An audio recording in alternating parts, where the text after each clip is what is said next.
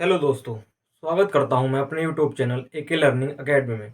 देखिए, आज मैं समझाने वाला हूं आपको गॉस के नियम का दूसरा अनुप्रयोग, जिसमें हमें ज्ञात करना है एक समान रूप से आवेशित की गई अनंत विस्तार वाली समतल चादर के समीप विद्युत क्षेत्र की तीव्रता का व्यंजक कैसे ज्ञात करते हैं। तो देखिए, सबसे पहले मैंने क्या किया है, एक चित्र को बनाया है। क्या एक समान आवेशित प्लेट्स ली है मैंने, जिसको एक समान रूप से आवेशित किया गया है, और ये प्लेट्स एबीसीडी है, और इसके प्रति एकांक का क्षेत्रफल जो है वो सिग्मा है।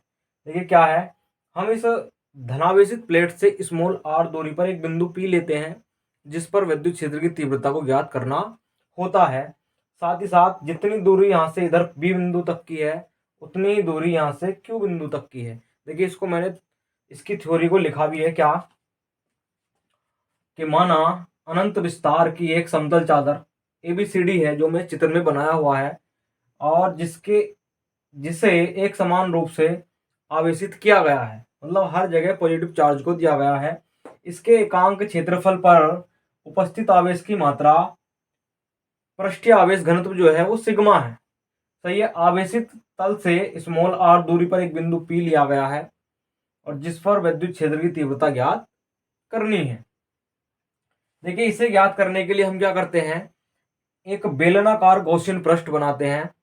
अब देखिए, बेलनाकार गॉसियन पृष्ठ के बारे में समझे क्या, यदि ये प्लेट निगेटिव होती तो इसके कारण जो उत्पन्न विद्युत क्षेत्र होता, उसकी दिशा अंदर की ओर होती, उसकी दिशा जो है अंदर की ओर होती। क्योंकि ये धनावेशित है, इसलिए इस प्लेट्स के कारण विद्युत क्षेत्र की दिशा बाहर की ओर है। और हमने जो गॉसियन पृष्ठ बनाया है, क्योंकि ये जो है धनावेशित प्लेट्स है, ये इससे बिंदु Q और P समान दूरी पर है, इसलिए दोनों पृष्ठों पर जितना भी विद्युत फ्लक्स गुजरेगा वो मात्रा में समान होगा, और साथ ही साथ इन पर लगने वाला विद्युत क्षेत्र भी मात्रा में समान होगा। देखिए, हमें पता है कि हमने एक गॉसियन पृष्ठ बनाया है, बंद आकृति का है, और हमें पता है कि जहां भी बंद आकृति होती है उससे विद्युत फ्लक्स गुजरता है, वहां गॉस की प्रमेय लग जाती है। देखिए, इसका डेरिवेशन किस प्रकार करते हैं। सबसे पहले मैंने लिखा है कि पी सिरे से गुजरने वाला विद्युत फ्लक्स, मतलब उधर से कितना विद्युत फ्लक्स गुजरेगा, मैं उसको लिखा भी है फाइव पी। विद्युत फ्लक्स को फाइव से रिप्रेजेंट करते हैं, पी सिरे से गुजर रहा है तो मैंने पी को लिख दिया, जबकि ई भी लिखा जाता फाइव इंटू के साथ में पी आ जाता है, क्योंकि फाइव विद्युत फ्लक्स को रिप्रेजेंट करता है, इसलिए। फिर भी देखिए, समाकलन बंद पृष्ठ के लिए ई डॉट डी ए, अब देखिए डॉट हटता है तो हमें पता है कोस थीटा आ जाता है, क्योंकि हमें यह पता है कि इसका जो पृष्ठीय क्षेत्रफल है वो विद्युत क्षेत्र की दिशा के समांतर है।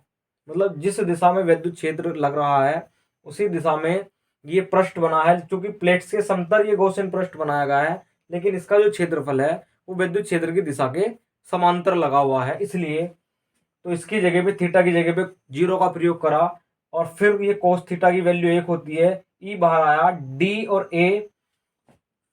देखिए, डी समाकलन को काट देता है, इसलिए ए का प्रयोग, मतलब शेष ए बचता है, और ये समीकरण नंबर एक बनी है। अब इसके आगे डेरिवेशन को कैसे करते हैं, पहले मैं इसको इरेज करता हूं। देखिए, इसके आगे के डेरिवेशन को करना है हमें।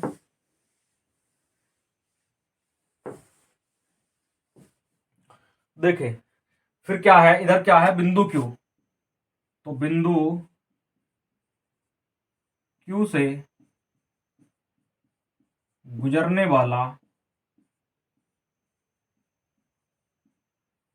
विद्युत फ्लक्स, विद्युत फ्लक्स, तो इसको मैंने फाइव क्यू से रिप्रेजेंट कर दिया। अब चूंकि मुझे ये पता है कि जब ये समान दूरी पर है, जितनी दूरी पर ये था उतनी दूरी पर ही ये है, तो चूंकि विद्युत क्षेत्र की दिशा और दशा, मतलब वैल्यूज और दिशा, डायरेक्शन एक ही बाहर की ओर क्यों है, क्योंकि ये आवेशित प्लेट्स है। निगेटिव होती तो विद्युत क्षेत्र की दिशा अंदर की ओर होती, इसलिए।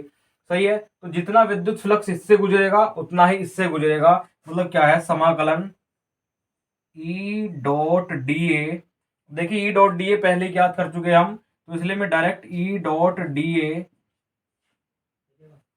तो इसकी जगह पे क्या आ जाएगा भाई, ई डी ए, और कोस थीटा आएगा, थीटा की जगह पे मैं डायरेक्ट जीरो रख देता हूं, इसलिए फाइव क्यू बराबर कितना आया हमारे पास में, ई इंटू ए।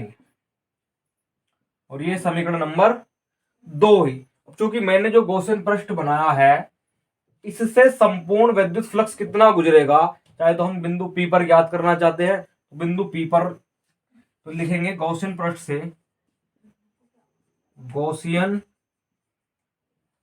पृष्ठ से गुजरने वाला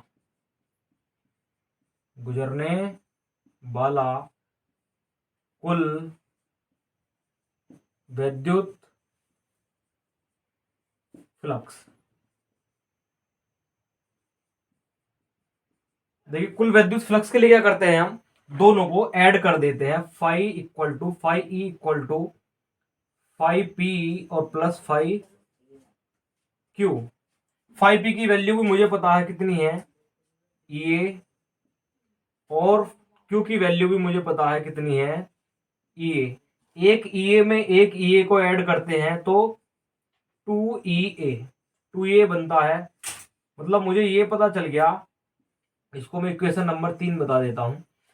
मुझे ये पता चला है कि इस गॉसियन पृष्ठ से कुल कितना विद्युत फ्लक्स गुजरेगा, मैंने उसको फाइंड कर लिया है। 2EA के बराबर विद्युत फ्लक्स गुजरा है। अब चूंकि हम गॉस के नियम का अनुप्रयोग के आधार पर कर रहे हैं तो इसलिए गॉस की प्रमेय लगाना जरूरी है। तो इसके बाद में क्या करते हैं, गॉस की प्रमेय से गॉस की प्रमेय से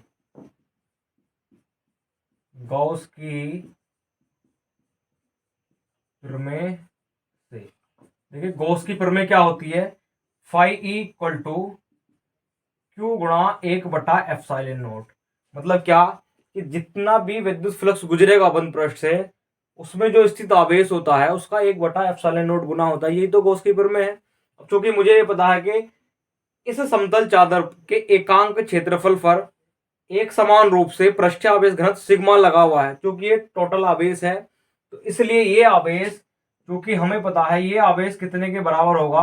अब एकांक क्षेत्रफल पर है कितना, सिग्मा, पृष्ठीय आवेश घनत्व, तो पूरे क्षेत्रफल पर इतना होगा। एकांक क्षेत्रफल के लिए 1 है तो टोटल ऑफ क्षेत्रफल A होगा, तो A पर टोटल चार्ज इतना लगेगा। इसलिए देखें, इसलिए फाई इक्वल टू क्यू की जगह पे सिग्मा इंटू ए का प्रयोग किया और बटे ε0। ये समीकरण नंबर 4 बनती है हमारे पास में, सही है। अब चूंकि देखें ये भी फाई का मान है, विद्युत फ्लक्स का मान है, और हमारे पास में जो तीसरी समीकरण आई थी ये भी फाई का मान है, सही है। अब दोनों जब ये फाई ई की वैल्यू है तो दोनों एक समान रूप से बराबर होंगी, क्योंकि ये भी विद्युत फ्लक्स है, ये भी विद्युत फ्लक्स है। तो समीकरण 3 व 4 से लिख देंगे हम, समीकरण 3 व समीकरण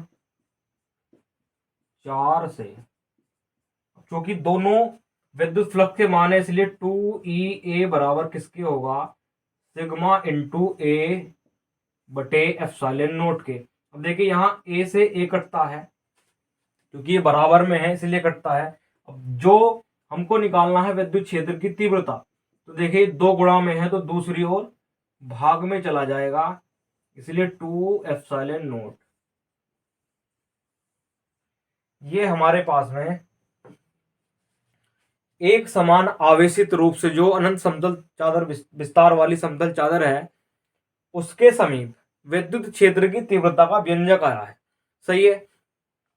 तो इसको कैसे ज्ञात किया है, हमने जो गॉसियन पृष्ठ बनाया था उसके दोनों सिरों से कितना विद्युत फ्लक्स गुजरा, फिर टोटल ऑफ पूरे गॉसियन पृष्ठ से कितना गुजरा, इसके बाद में हमने गॉस की प्रमेय का प्रयोग किया और कैलकुलेशन के आधार पर विद्युत क्षेत्र की तीव्रता का व्यंजक को ज्ञात कर लिया। देखिए यूपी बोर्ड एग्जाम से पहले मैं आपके सारे कंटेंट को वीडियो वाइज डाल दूंगा, सही है। प्रत्येक चैप्टर से इंपॉर्टेंट क्वेश्चन जो भी मालूम किए जाते हैं उनको यूपी बोर्ड एग्जाम से पहले मेरे YouTube channel AK learning academy पर मिल जाएंगे आपको, सही है। इसलिए वीडियो को अच्छे से समझें, पढ़ें और अच्छे नंबर लाएं। Thank you.